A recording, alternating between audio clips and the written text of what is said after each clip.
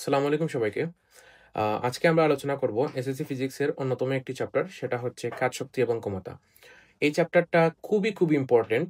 কারণ এই চ্যাপ্টার থেকে প্রতি বছর ১ টা বা ২ টা সৃজনশীল এবং ৪ থেকে ৫ টা এমসিকিউ আসে। সো এই চ্যাপ্টারটা আমাদের ভালোভাবে বুঝতে হবে এবং কাজ, শক্তি এবং ক্ষমতা জিনিসটা কি এবং এই রিলেটেড কি ম্যাথ করা সম্ভব এগুলো আমরা জানবো এবং এগুলা বুঝার চেষ্টা করতে হবে। সো চলো চ্যাপ্টারটা শুরু করি। ফার্স্টে আমরা শুরু করি কাজ দিয়ে।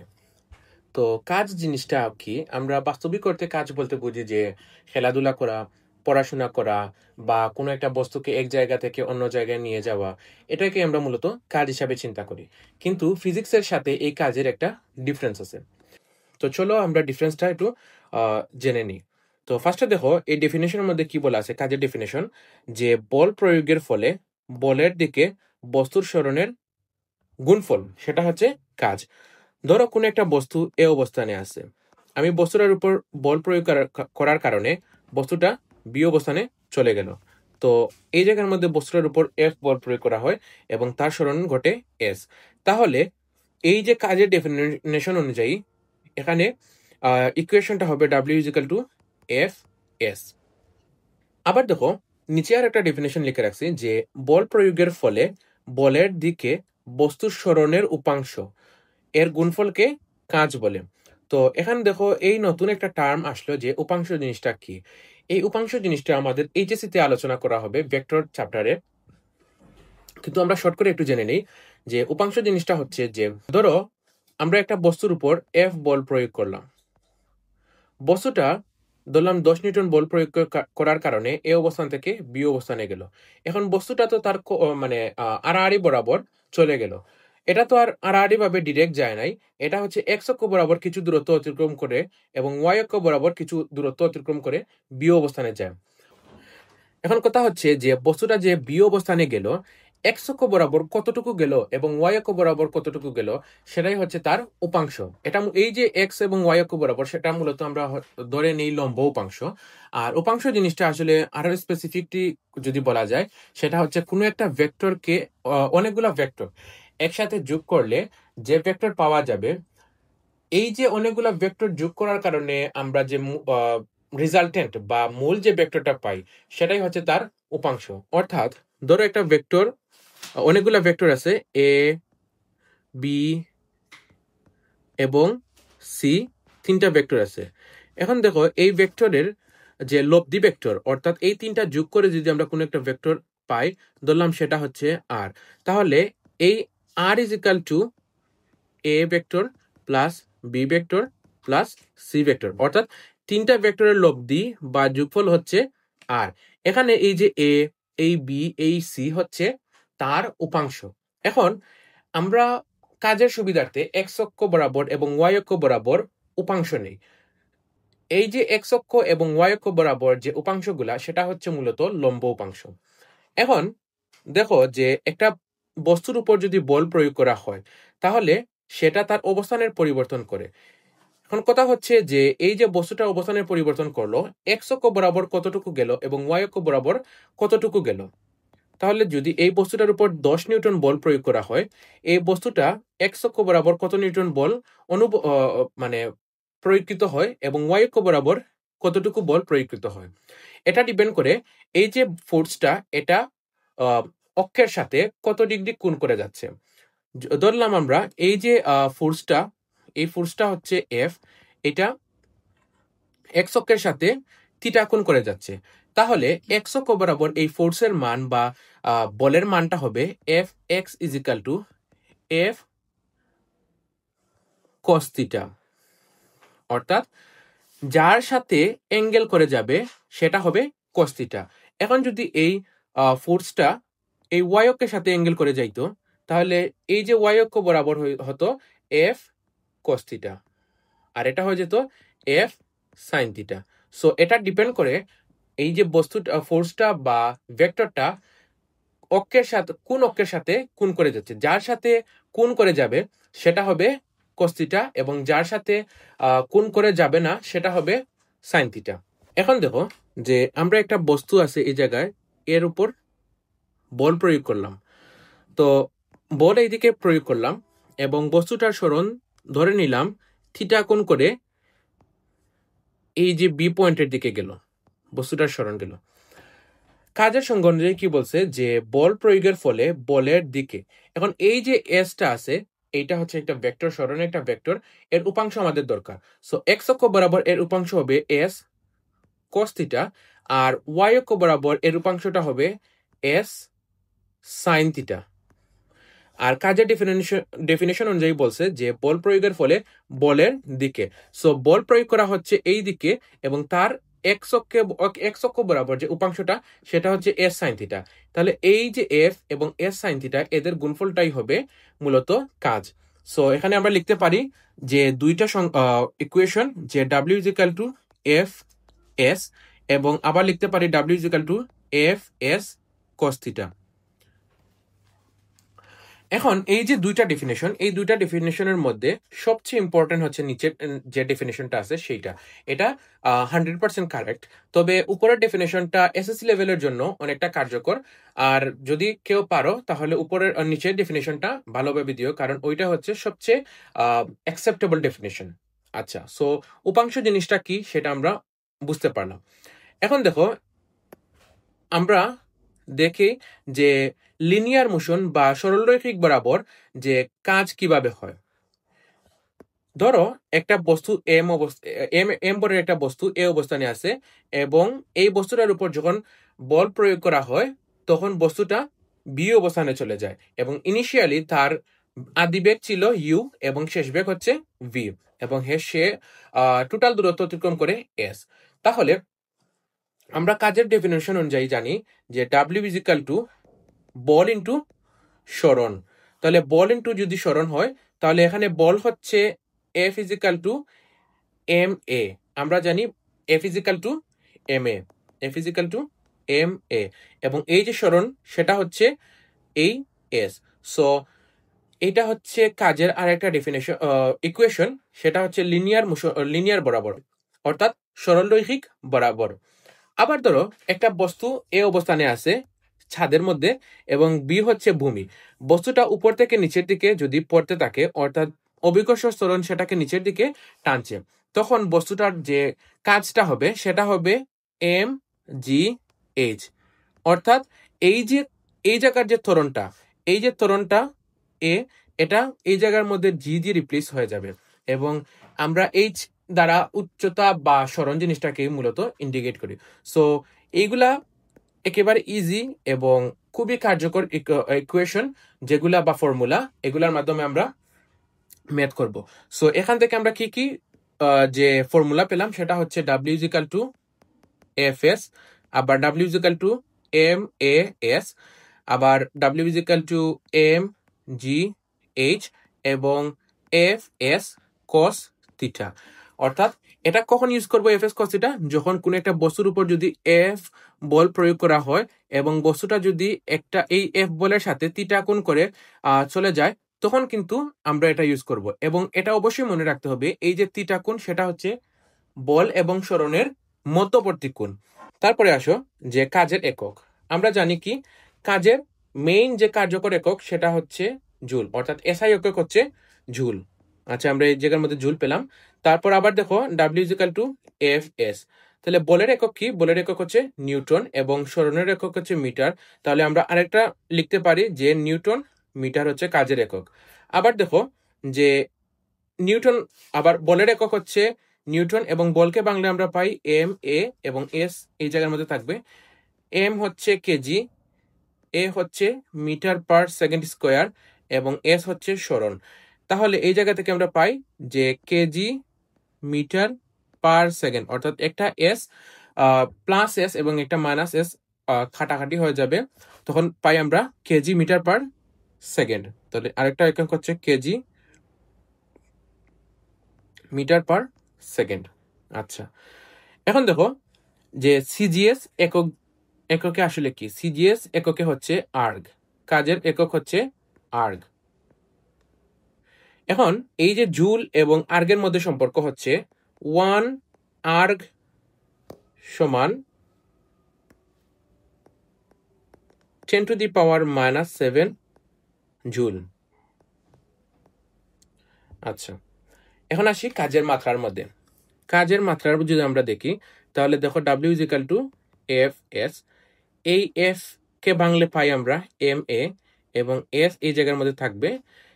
এম এর মাত্রা হচ্ছে বা ভরের মাত্রা হচ্ছে ক্যাপিটাল এম, এর মাত্রা হচ্ছে এল টি ইনভার্স 2, এবং এস এর মাত্রা হচ্ছে এল। তাহলে এই জায়গার মধ্যে মাত্রা পাবো আমরা M L square T inverse 2, এবং এটাকে আমরা থার্ড ব্র্যাকেট দিয়ে বন্ধ করে দিই। আচ্ছা, একটা ইনফরমেশন এই জায়গার মধ্যে লিখে রাখতে পারো যে এই যে কাজ, এই কাজটা হচ্ছে এফ ডট এস, অর্থাৎ দুইটা ভেক্টরের ডট গুণফল। এটা হচ্ছে একটা ভেক্টরের স্কেলার গুণফল।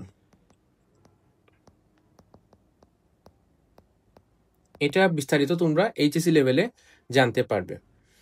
আর এই যে একক থেকে আমরা একটা জিনিস লিখে রাখবো যে 1 জুল সমান 1 নিউটন মিটার।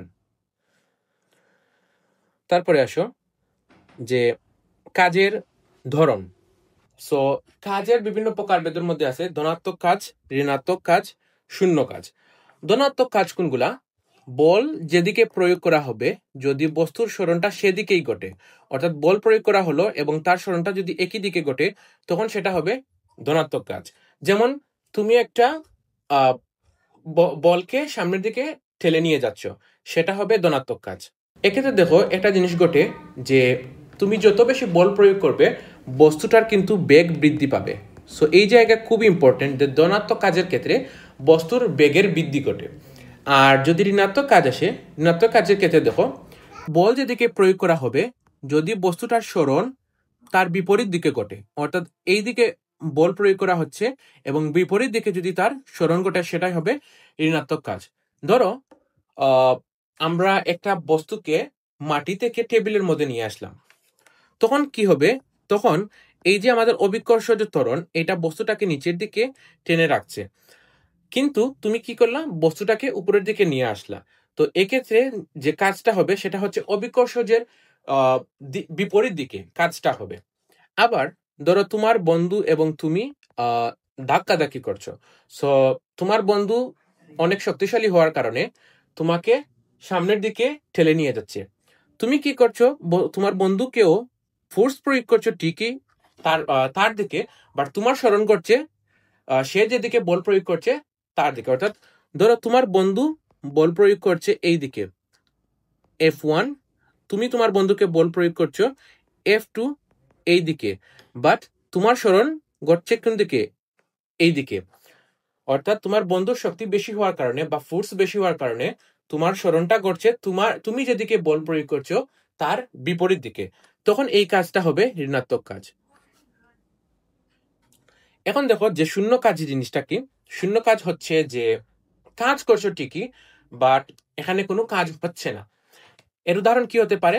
এর উদাহরণ হচ্ছে যেমন আমরা যদি ফোর্স প্রয়োগ করি, ধরলাম এই জায়গার মধ্যে একটা ফোর্স আছে, এই জায়গার মধ্যে ফোর্স আছে, কিন্তু এই যে স্মরণ হচ্ছে না, তখন এই কাজটা শূন্য। উদাহরণ কি? উদাহরণ হচ্ছে যে তুমি দেয়ালের মধ্যে ধাক্কা দিচ্ছ, তুমি ঠিকই ফোর্স প্রয়োগ করছো, বাট এই যে দেয়ালটা সামনের দিকে যাচ্ছে না, তো এক্ষেত্রে কাজটা হবে শূন্য। কারণ আমরা জানি কি W is equal two F S. তখন এফ আছে ঠিকই, বাট এস শূন্য হওয়ার কারণে গুণফলটা আলটিমেটলি 0 হয়ে যাবে। আবার ধরো তুমি বস্তুটার স্মরণ করছে, বাট কি হচ্ছে না? কোনো ধরনের বল প্রয়োগ হচ্ছে না, তখনও কিন্তু কি হতে পারে?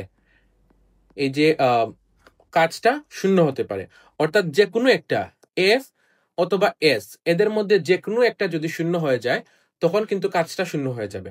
আবার আর একটা কেস দেখো, এফ আছে, এসও আছে, অর্থাৎ বলও প্রয়োগ করা হচ্ছে, বস্তুর স্মরণও ঘটছে, কিন্তু কাজ হচ্ছে না, অর্থাৎ কাজটা শূন্য হচ্ছে। কখন? সেটা হবে যখন theta is equal two 90 degree হবে, অর্থাৎ বস্তুটা যখন 90 ডিগ্রি কোণে থাকবে। কার সাথে? সেটা ডিপেন্ড করছে অভিকর্ষ ত্বরণের উপর। ধরো এই জায়গার মধ্যে তুমি একটা সুটকেস নিয়ে সামনের দিকে হেঁটে যাচ্ছ, তোমার তুমি বল প্রয়োগ করছো সামনের দিকে, তোমার সরণও হচ্ছে সামনের দিকে, অর্থাৎ তুমি যেদিকে বল প্রয়োগ করছো তার দিকেই সরণ হচ্ছে। সেক্ষেত্রে কিন্তু কাজটা তোমার দ্বারা কাজটা হচ্ছে পজিটিভ, অর্থাৎ তোমার দ্বারা কাজটা কিন্তু হচ্ছে। বাট অবিকর্ষ ত্বরণ কি করছে, তোমাকে নিচের দিকে একটা ফোর্স প্রয়োগ করছে, ধরলাম এফ জি। তো এই ফোর্সটা নিচের দিকে কাজ করছে এবং তোমার সরণটা ঘটছে সামনের দিকে। এদের মধ্যবর্তী কোণ হচ্ছে, অর্থাৎ এফ এবং এই এস এর মধ্যবর্তী কোণ হচ্ছে 90 ডিগ্রি। সেক্ষেত্রে কাজটা হবে শূন্য, কারণ আমরা জানি কি কোস 90 ডিগ্রি হচ্ছে শূন্য। অর্থাৎ এই ইকুয়েশন থেকে লিখতে পারি W is equal two F S cos theta, এবং এফ ও আছে এস ও আছে, বাট কোস 90 ডিগ্রি হওয়ার কারণে এই কাজটা হয়ে যাবে শূন্য কাজ। আচ্ছা, তো এক্ষেত্রে আমাদের ধনাত্মক কাজের ক্ষেত্রে বস্তুটার বেগ বৃদ্ধি পাবে এবং ঋণাত্মক কাজের ক্ষেত্রে বস্তুটার বেগ হ্রাস পাবে। আচ্ছা, তারপরে আসো যে থিটা কোণের সাথে এই যে কাজের সম্পর্কটা কি। এখানে দেখো আমরা তিনটা কোণ অঙ্কন করি। ফার্স্টে হচ্ছে তুমি যেদিকে বল প্রয়োগ করছো সেদিকে যদি বস্তুটার সরণ ঘটে, অর্থাৎ এইদিকে বল প্রয়োগ করার কারণে সরণও একই দিকে ঘটছে। এখানে দেখো বল এবং সরণের মধ্যবর্তী কোণ হচ্ছে 0 ডিগ্রি, অর্থাৎ বস্তুর উপর বল প্রয়োগ করা হচ্ছে সামনের দিকে এবং তার সরণও হচ্ছে সামনের দিকে। এখানে বল এবং সরণের মধ্যবর্তী কোণ হচ্ছে theta is equal two 0 degree. তাহলে কাজটা হবে সর্বোচ্চ কাজ, W is equal to F S, এবং এই যে ডাব্লিউ হচ্ছে ম্যাক্সিমাম কাজ, এটা হচ্ছে ম্যাক্সিমাম কাজ। কারণ কি, কারণ আমরা জানি কোস 0 ডিগ্রি সমান 1। আচ্ছা, তারপরে দেখো থিটা ইজ ইকুয়াল টু যদি আমরা 90 ডিগ্রি নেই, তাহলে থিটা ইজ ইকুয়াল টু যদি আমরা 90 ডিগ্রি নেই, অর্থাৎ বল প্রয়োগ করা হচ্ছে এই দিকে এবং বস্তুটার সরণ যদি ঘটে তার লম্বালম্বি অর্থাৎ সমকোণে ঘটে, অর্থাৎ 90 ডিগ্রি বরাবর, তখন কাজটা হবে শূন্য কাজ। অর্থাৎ এফ হচ্ছে এই দিকে, এস হচ্ছে উপরের দিকে, তখন W is equal two F S cos 90 degree, অর্থাৎ কাজটা হবে শূন্য।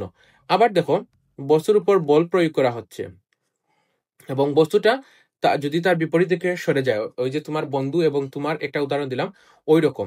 সো বল প্রয়োগ করা হচ্ছে সামনের দিকে এবং সরণ ঘটছে পিছনের দিকে, তখন এই যে বল এবং সরণের মধ্যবর্তী কোণ হচ্ছে 180 ডিগ্রি। এক্ষেত্রে কাজটা হবে W is equal to F S cos 180 degree, এবং কোস 180 ডিগ্রির মান হচ্ছে -1। সো এক্ষেত্রে কাজটা হবে মাইনাস এফ এস। সো এই যে আমরা ঋণাত্মক কাজটা বললাম, এই মাইনাস দ্বারাই আমরা মূলত ঋণাত্মক কাজটাকে আইডেন্টিফাই করি। আচ্ছা, তো একটা জিনিস দেখো যে কাজ কতটুকু পর্যন্ত পজিটিভ হবে এবং কতটুকু পর্যন্ত নেগেটিভ হবে এবং কখন শূন্য হবে। যদি 0 ডিগ্রির সমান এবং 90 ডিগ্রির চেয়ে কম হয়, 90 ডিগ্রির চেয়ে থিটা যদি 90 ডিগ্রির চেয়ে কম হয়, তখন এই কাজটা হবে ধনাত্মক কাজ।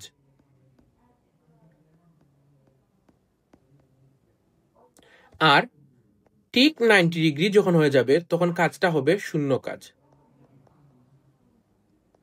আর যখন 90 ডিগ্রি থেকে বেশি এবং 180 ডিগ্রির সমান বা 180 ডিগ্রি চেয়ে ছোট হবে, তখন এই কাজটা হবে ঋণাত্মক কাজ। আচ্ছা, তাহলে এই জায়গা থেকে আমরা একটা ডেফিনেশন দিতে পারি যে ধনাত্মক কাজ কি। ধনাত্মক কাজ হচ্ছে বল প্রয়োগের ফলে বস্তুর সরণ যদি বলের প্রয়োগ বিন্দুর দিকে ঘটে তখন সেটা হবে ধনাত্মক কাজ, এবং যদি বস্তুর মধ্যবর্তী বল এবং সরণের মধ্যবর্তী কোণ 90 ডিগ্রি হয় বা 90 ডিগ্রি হয় বা এক সমকোণ হয়, তখন সেই কাজটা হবে শূন্য কাজ। এবং বল প্রয়োগের ফলে যদি বলের প্রয়োগ বিন্দু অর্থাৎ বল প্রয়োগের ফলে যদি বস্তুর সরণ বলের প্রয়োগ বিন্দুর বিপরীত দিকে সরে যায়, তখন সেটা হচ্ছে ঋণাত্মক কাজ। সো ধনাত্মক কাজ, ঋণাত্মক কাজ এবং এই যে শূন্য কাজ, এই তিনটা ডেফিনেশন দেখলাম। এবং কখন এই কাজটা ধনাত্মক হবে, থিটা কতটুকু পর্যন্ত পরিবর্তন হলে কাজটা ধনাত্মক হবে এবং কতটুকু পর্যন্ত পরিবর্তন হলে কাজটা ঋণাত্মক হবে, এটা খুবই খুবই ইম্পর্টেন্ট। এটা এমসিকিউতে খুবই ফ্রিকুয়েন্টলি আসে। আচ্ছা, এখন দেখো এজেন্ট বা ব্যক্তি অবিকর্ষজ দ্বারা কাজের ধরন। এজেন্ট বা ব্যক্তি হচ্ছে ধরো তুমি যে কাজটা করছো, আর অবিকর্ষজ ত্বরণ হচ্ছে যে অবিকর্ষজ দ্বারা হচ্ছে যে পৃথিবী দ্বারা যে কাজটা বা অবিকর্ষজের দ্বারা যে কাজটা। তুমি একটা বস্তুকে এফ ফোর্স প্রয়োগ করলে এবং বস্তুটার যদি সরণ একই দিকে ঘটে বা তোমার দ্বারা কাজ, যেমন একটা উদাহরণ দিয়ে আমরা বুঝি যে ধরো তুমি একটা বস্তুকে সামনের দিকে ঠেলে নিয়ে যাচ্ছ, এফ বল প্রয়োগ করে সামনের দিকে ঠেলে নিয়ে যাচ্ছ। সো তোমার দ্বারা কাজটা কিন্তু পজিটিভ, এক্ষেত্রে কাজটা পজিটিভ, কারণ তুমি যেদিকে বল প্রয়োগ করছো বস্তুর সরণও কিন্তু একই দিকে ঘটছে। আবার দেখো পৃথিবী তোমাকে নিচের দিকে টানছে বা এই যে বস্তুটাকে নিচের দিকে টানছে, সো এক্ষেত্রে বস্তুটা সরণ করছে সামনের দিকে কিন্তু পৃথিবী সেটাকে টানছে নিচের দিকে। সো এই যে কাজ এবং সরণ এদের মধ্যবর্তী কোণ হচ্ছে 90 ডিগ্রি। এক্ষেত্রে পৃথিবীর দ্বারা কাজ হবে 0, বাট তোমার দ্বারা কাজ হবে পজিটিভ, সেই কাজের পরিমাণ হবে W=Fs, এবং এই কাজটা হবে ম্যাক্সিমাম কাজ, কারণ হচ্ছে এটা বল এবং সরণের মধ্যবর্তী কোণ হচ্ছে 0 ডিগ্রি। তাহলে আমি আবার বলছি যে যখন সর্বোচ্চ কাজ হবে এর শর্ত হচ্ছে মধ্যবর্তী কোণ হবে 0 ডিগ্রি, কাজটা 0 হবে যখন 90 ডিগ্রি হবে মধ্যবর্তী কোণ বল এবং সরণের, এবং কাজটা ঋণাত্মক হবে বা সবচেয়ে কম হবে যখন বল এবং সরণের মধ্যবর্তী কোণ হবে 180 ডিগ্রি। আচ্ছা, তারপরে আসো যে আচ্ছা এই জায়গার মধ্যে আরেকটা জিনিস বলি যে এই যে বস্তু একটা ধরলাম, একটা আপেল এ অবস্থান থেকে ভূমিতে পড়ছে, আচ্ছা, বা এটা গাছ থেকে ভূমিতে পড়ছে। সো সেক্ষেত্রে পৃথিবী এই বস্তুটাকে নিচের দিকে জি ত্বরণে নামাবে, বা পৃথিবী একটা বল প্রয়োগ করবে যেটার কারণে বস্তুটা নিচের দিকে পড়বে। সো এক্ষেত্রে পৃথিবীর যদি বস্তুটা এ অবস্থান থেকে বি অবস্থানে পড়ে, সেক্ষেত্রে পৃথিবী বা অভিকর্ষজের ধারা কাজটা হবে ধনাত্মক। আর যদি বস্তুটাকে এ অবস্থান থেকে বি অবস্থানে নেওয়া হয়, তখন এটা অভিকর্ষ ত্বরণের বা অভিকর্ষজ বলের বিপরীত দিকে কাজ করছে। সেক্ষেত্রে এই যে এ বি অবস্থান থেকে এ অবস্থানে নিলে কাজটা হবে ঋণাত্মক। আচ্ছা, তারপরে দেখি যে সূত্রসমূহ বা ওভারভিউ, যে আমরা কি কি সূত্র শিখলাম এই চ্যাপ্টার থেকে। ফার্স্টে হচ্ছে যে W=Fs, আর যখন বল এবং সরণের মধ্যবর্তী কোণ থাকবে তখন সেটা হবে Fs cos থিটা। এখন দেখো যে এই যে এফটাকে যদি আমরা ভাঙি তখন পাবো আমরা ma, এবং সরণ আগের মতো থাকলো, এবং যদি এই যে বস্তুটা অভিকর্ষ ত্বরণের দিকে বা বিপরীত দিকে হয় তখন আমরা জি নিয়ে আসি এ এর পরিবর্তে, আর এবং এস এর পরিবর্তে আমরা লিখে ফেলি এইচ। আচ্ছা, তারপরে দেখো যে থিটা যখন 0 ডিগ্রি হবে তখন কাজটা হবে ম্যাক্সিমাম, ডাব্লিউটা হবে ম্যাক্সিমাম। যখন 90 ডিগ্রি হবে তখন কাজটা হবে 0, W=0, এবং যখন থিটা হবে 180 ডিগ্রি তখন কাজটা হবে মিনিমাম। সো এটা কিন্তু খুবই ইম্পর্টেন্ট, এবং আমরা শর্ত দেখে আসছি যে থিটা যদি হয় 0 ডিগ্রির চেয়ে সমান বা বড় এবং 90 ডিগ্রির চেয়ে ছোট তখন কাজটা হবে ধনাত্মক কাজ, যদি 90 ডিগ্রি হয় তখন হবে ঋণাত্মক কাজ, এবং যদি থিটা হয় 90 ডিগ্রির চেয়ে বড় এবং 180 ডিগ্রির চেয়ে ছোট বা সমান তখন কাজটা হবে ঋণাত্মক কাজ। সো এইটা খুব ইম্পর্টেন্ট, এবং এই চ্যাপ্টারের ম্যাথ করার ক্ষেত্রে আমাদের এই সূত্রগুলা লাগবে। এবং যদি আমরা কাজের একক কোনটা ইউজ করবো, এই জায়গার মধ্যে আমরা বেশ কয়েকটা এমসিকিউ আকারে পেয়ে আসছি যে কাজের একক হচ্ছে নিউটন মিটার, জুল বা কেজি মিটার পার সেকেন্ড। এক্ষেত্রে আমরা মূলত ইউজ করব জুল, কারণ সেটা হচ্ছে এসআই একক। আর আর্গ আমরা ইউজ করব না, কারণ সেটা হচ্ছে সিজিএস একক, এবং এসআই একক এবং এই যে আর্গ এবং জুলের মধ্যে সম্পর্ক হচ্ছে যে 1 জুল সমান 1 আর্গ সমান 10⁻⁻7 জুল। সো এটা এমসিকিউতে আসে। এখন আসো আমরা কিছু প্রবলেম সলভিং করি। ফার্স্টে দেখো বলা আছে যে 50 কেজি ভরের একটি ব্যক্তি 20 মিটার উঁচু দালানের ছাদে উঠলেন, তার কৃতকাজ কত? এখানে দেখো বর যেহেতু বলছে তাহলে এটা হচ্ছে এম, অর্থাৎ এম হচ্ছে 50 কেজি, উচ্চতা হচ্ছে এইচ, সেটা হচ্ছে 20 মিটার, এবং এটা কি বলছে যে ছাদে উঠলেন, তাহলে এটা হচ্ছে তোমার দ্বারা কাজ পজিটিভ, বাট অভিকর্ষজের বিপরীতে হওয়ার কারণে সেটা হচ্ছে অভিকর্ষজ বলের বিপরীত হওয়ার কারণে অভিকর্ষজের দ্বারা কাজটা হবে নেগেটিভ। আচ্ছা, তো কৃত কাজটা হবে W=M, আচ্ছা ফার্স্টে লিখলাম আমরা Fs, এবং এটাকে আমরা লিখতে পারি mgh। তাহলে m হচ্ছে 50, g হচ্ছে 9.8, এবং উচ্চতা হচ্ছে 20, এটা একটা ফিক্সড ভ্যালু যে 9 পয়েন্ট হচ্ছে জি এর মান। সো ক্যালকুলেট করলে আনসার আসবে 9800 জুল। সো এটাই হচ্ছে আমাদের আনসার। তাহলে এই যে ব্যক্তি কর্তৃক কৃত কাজ হচ্ছে 9800 জুল। তারপর কোয়েশ্চেন দেখো যে 60 কেজি বরের একজন ব্যক্তি 2000 মিটার উঁচু পাহাড়ের চূড়ায় আরোহণ করলেন, তিনি কত কাজ করলেন? তাহলে same question, W is equal to M G H, এবং এম এর মান হচ্ছে 60 ইন্টু জি হচ্ছে 9.8 ইন্টু এইচ হচ্ছে 2000। তাহলে এখানে আনসার আসবে 1176000 জুল। তাহলে এটা হচ্ছে আমাদের কাজের পরিমাণ। এখানে দেখো জির মান ফিক্সড করে দিছে, সেটা হচ্ছে 9.8। যদি না দেয়া থাকে তখন আমরা 9.8 ইউজ করব। আর যদি অনেক সময় কোয়েশনে বলে দেয়া থাকে যে জি ইজ ইকাল টু 10, তখন এই যে মানটা কোয়েশনে বলে দেয়া থাকবে সেটা ধরেই কিন্তু আমাদের ক্যালকুলেশনটা করতে হবে। তারপর কোয়েশন দেখো যে 200 নিউটন বল প্রয়োগ করে একটি বস্তুকে বলের দিকে 100 মিটার সরানো হলো, কাজের পরিমাণ কত? তাহলে এই দেখো একটা বস্তুটাকে 200 newton, F is equal to 200 newton বল প্রয়োগ করে বলের দিকে 10 মিটার সরণ ঘটানো হলো। তাহলে কাজের পরিমাণ হবে W is equal to F S. F এর মান হচ্ছে 2000 ইন্টু সরণ হচ্ছে 10 মিটার। তাহলে এক্ষেত্রে কাজ হবে 2000 জুল। তারপরে কোয়েশ্চেন দেখো যে 10 কিলোওয়াট ক্ষমতার তড়িৎ মোটর 20 মিটার উঁচু বাড়ির ছাদে 40 কেজি রড 30 সেকেন্ডে উঠাতে পারে, মোটর দ্বারা কৃত কাজ বের করো। তাহলে এখানে কাজ হবে W is equal to M G H.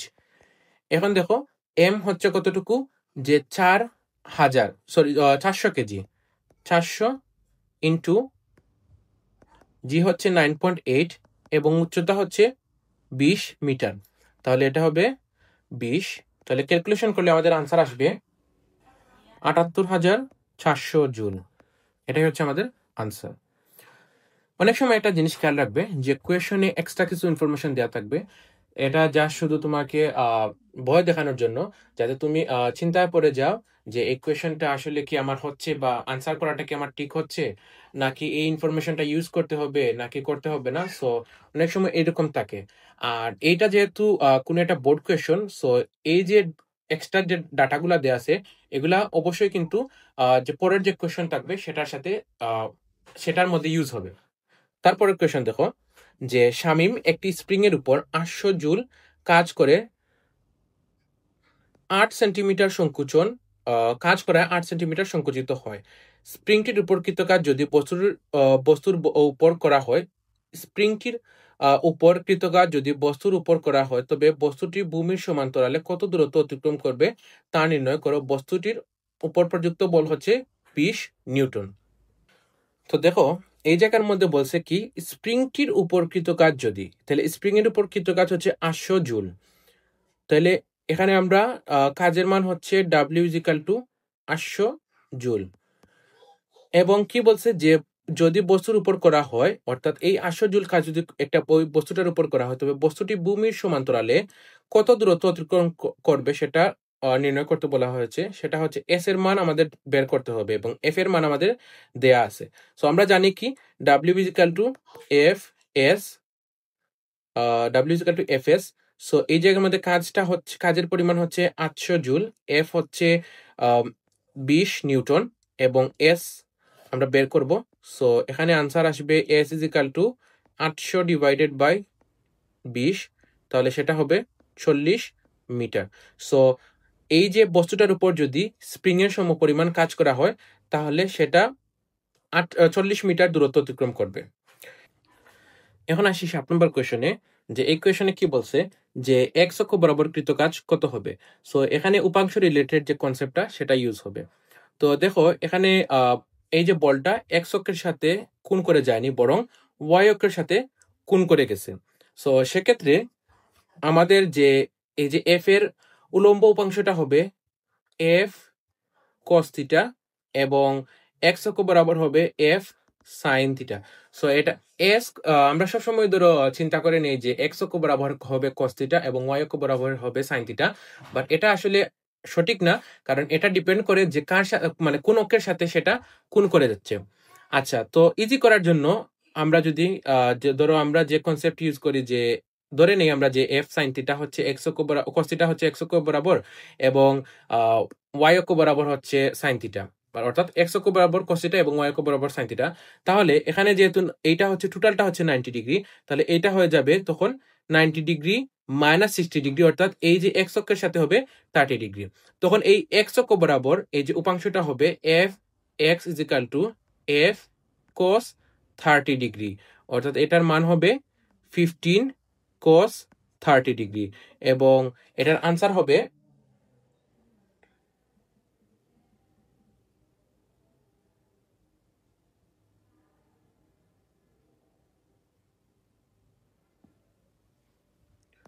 12.99 Newton. R F sine theta হবে এফ ওয়াই অক্ষ বরাবর হবে F sine theta, sine theta হচ্ছে 30 ডিগ্রি, তখন এটার মান হবে যে 15 ইন্টু সাইন 30 ডিগ্রি, তখন এটা আসবে 7.5 নিউটন। আচ্ছা, তো এখন দেখো যে মানটা আসছে 7.5 নিউটন এবং 12.9 নিউটন বা অলমোস্ট 13 নিউটন। সো এটা আসলে দেখে মনে হয় যে আনসারটা ভুল, কারণ কি এটা হচ্ছে এই দিকে এক্স অক্ষ বরাবর 13 নিউটন আর ওয়াই অক্ষ বরাবর হচ্ছে 7.5 নিউটন, কারণ হওয়ার কথা তো ছিল যে টোটাল 50 নিউটন, বাট এটা এক্স অক্ষ বরাবর এবং ওয়াই অক্ষ বরাবর এই দুটার যোগফলের চেয়ে বেশি। এটা আসলে এরকম হিসাব হয় না, এটা হচ্ছে যে আমরা যদি একটা ভেক্টর নেই এবং ধরলাম একটা ভেক্টর হচ্ছে দুইটা ভেক্টর পি ভেক্টর এবং এটা হচ্ছে কিউ ভেক্টর যদি হয় এবং এদের রেজাল্টেন্ট বা লব্ধি ভেক্টর হচ্ছে আর, তখন এদের যে এই যে লব্ধি ভেক্টরের মানটা হবে যে R is equal to root over P square plus Q square plus 2 P Q cos alpha, অর্থাৎ এই যে কিউ এবং পি এর মধ্যবর্তী কোণ হচ্ছে আলফা।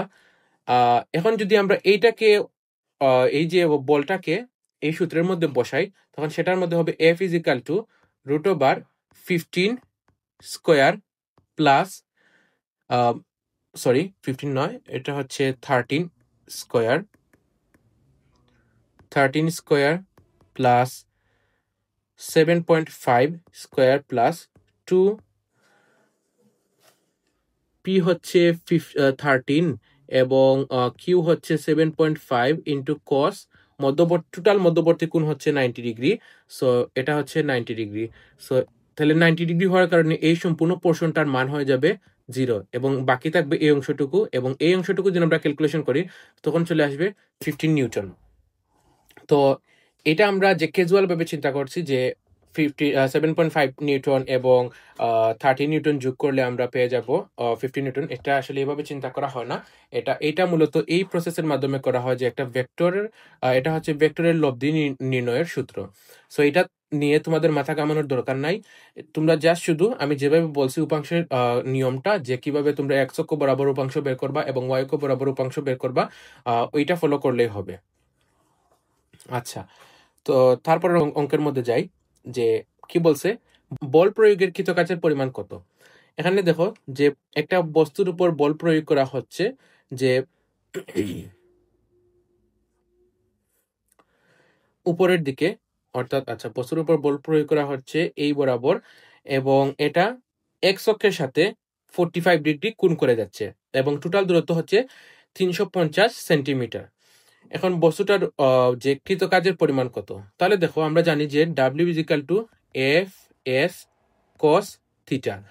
এখানে এফ হচ্ছে 800 নিউটন ইন্টু এস হচ্ছে 350 ডিভাইডেড বাই 100, কারণ এটাকে আমরা মিটারে নিব, সেন্টিমিটারে হিসাব করব না, এবং কস হচ্ছে 45 ডিগ্রি। তাহলে এটা আমাদের আনসার আসবে 197.99 নিউটন। সো এই বস্তুটার উপর যে বস্তুটার বল প্রয়োগের কারণে বস্তুটার উপর কৃত কাজ হবে 197.99 নিউটন। এইগুলা হচ্ছে আমাদের ম্যাথমেটিক্যাল টার্ম। এই যে এগুলা আমাদের এমসিকিউতে আসবে এবং সিকিউতে চলে আসবে। তারপরে দেখো কিছু গুরুত্বপূর্ণ সংজ্ঞা এবং অনুধাবনমূলক। ফার্স্টে হচ্ছে যে 1 জুল কাকে বলে বা 1 জুল কাকে বলে, সেটা হচ্ছে যে W ইজিক্যাল টু 1 জুল কিভাবে হবে, W is equal to F into S। যখন F হবে 1 নিউটন এবং S হবে 1 নিউটন, তখনই হবে আমাদের 1 জুল কাজ। সো বল প্রয়োগের ফলে যদি 1 নিউটন বল প্রয়োগের ফলে যদি বস্তুটার সরণ 1 মিটার হয়, তখন সেই কাজটাকে বলবো আমরা 1 জুল। আচ্ছা, তারপরে দেখো ঋণাত্মক কাজ জিনিসটা কি।